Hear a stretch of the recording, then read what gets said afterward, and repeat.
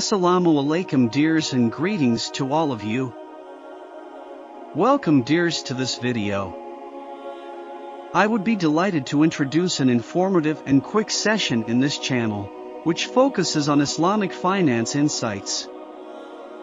Please support us by subscribing and following upcoming videos. So, let's start our session. Is Islamic finance has a bright future? And our Muslims will be the largest of the religious communities by the middle of the century. In fact, Islamic economics as a formal academic discipline has been on the scene for over 4 decades, but its development has been patchy, deficient, and oblique. It could not make much progress on the theoretical front or policy implementation except in the field of finance. Islamic banking has risen as a bright star on an otherwise dark firmament. It has grown beyond the boundaries of the Muslim world to impart duality to the financial systems in over 90 countries across the globe. Islamic banking has matured fast. It has been challenging mainstream banking as a viable and better alternative in its own citadels for its welcome characteristics. However, fast growth has brought problems too for Islamic banking. It is quickly converging with its mainstream counterpart. In this process, it is seen as being subsumed by the bigger system. Product designs are imitative. Innovations are rare. Interest and its compounding in the return on capital seep in for the ease of the non-compliant, uniform installment payments. Islamic finance has a bright future.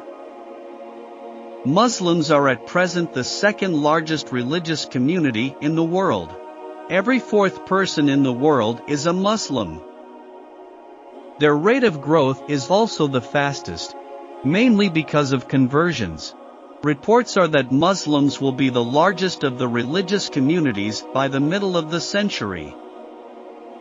A more contributory factor is that religious commitment and cohesion are on the rise among the faithful.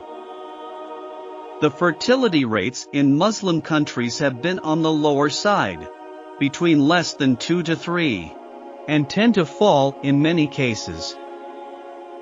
While many countries, including India, have reported higher fertility rates.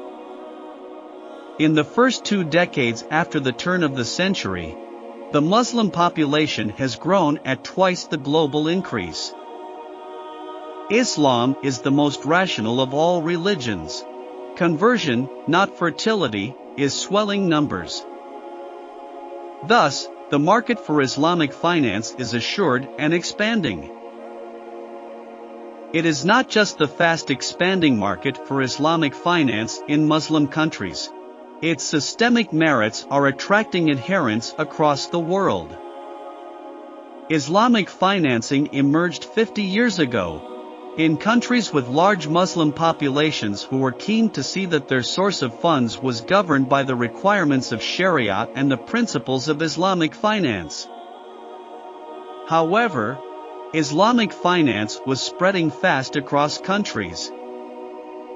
Its rate of growth doubled in 2019 despite the pandemic. Islamic finance assets amounted to US $2.88 trillion, recording the highest growth for the industry since the 2007 global turmoil. There were 3 contributory factors. 1. The appreciation for the role Islamic finance plays in responsible investing. 2. Its geographical choice of markets where interest in Islamic finance is gaining prominence. 3. Digital transformation, which makes Islamic investments more accessible. In this point we reach to the end of today's session. I hope that this video provided an informative and quick session. If you are interested in this area, kindly subscribe in the channel because we are planning to provide deep information as well as the latest reports and news about Islamic finance.